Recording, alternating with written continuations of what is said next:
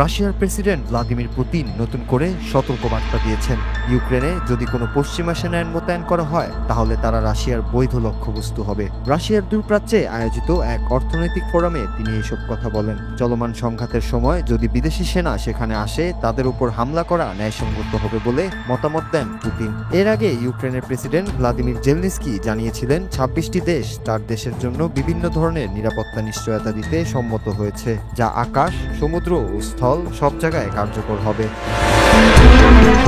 Putin একই সঙ্গে ইঙ্গিত দিয়েছেন যদি রাশিয়া ও কিয়েভের মধ্যে স্থায়ী শান্তি চুক্তি হয় বাইরের কোনো শক্তির হস্তক্ষেপের প্রয়োজন হবে না। তিনি বলেন, দীর্ঘমেয়াদী শান্তির জন্য কোনো চুক্তি হলে রাশিয়া তা পূর্ণভাবে বাস্তবায়ন করবে। ক্রেমলিনের মুখপাত্র দিমিত্রি পেসকোভও মত দিয়েছেন, যুদ্ধ পরবর্তী নিরাপত্তা নিশ্চয়তা শুধু ইউক্রেন নয়, রাশিয়ার জন্য থাকা প্রয়োজন। ন্যাটোর সম্প্রসারণ এবং ইউক্রেনকে জোটে টানাই ছিল এই সংঘাতের মূল কারণগুলোর একটি। পুতিনের এই বক্তব্যকে রাশিয়ার সাম্প্রতিক হুমকির ধারাবাহিকতা হিসেবে দেখা হচ্ছে। এর আগে উপপররাষ্ট্রমন্ত্রী সের্গেই রিয়াকভ জানিয়েছিলেন, পশ্চিমাদের বাড়াবাড়ির কারণে মস্কো পারমাণবিক অস্ত্র ব্যবহারের নীতিতে পরিবর্তন এনেছে। একই সময়ে পুতিন চীন ও উত্তর কোরিয়ার নেতাদের পাশে দাঁড়িয়ে পশ্চিমাদের বিচ্ছিন্নকরণের বার্তা দিয়েছেন।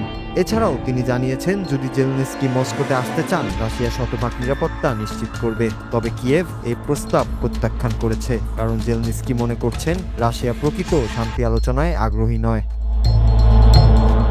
যুদ্ধ থামানোর নানা প্রচেষ্টা চললেও রাশিয়ার হামলা অব্যাহত রয়েছে।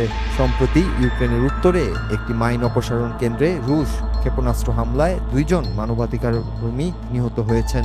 অন্যদিকে অন্তত 7টি দেশ ইতিমধ্যে ইউক্রেন রাশিয়া বৈঠকের আয়োজন করতে আগ্রহ প্রকাশ করেছে, যা এই জটিল পরিস্থিতিতে শান্তির নতুন সম্ভাবনার ইঙ্গিত দিচ্ছে।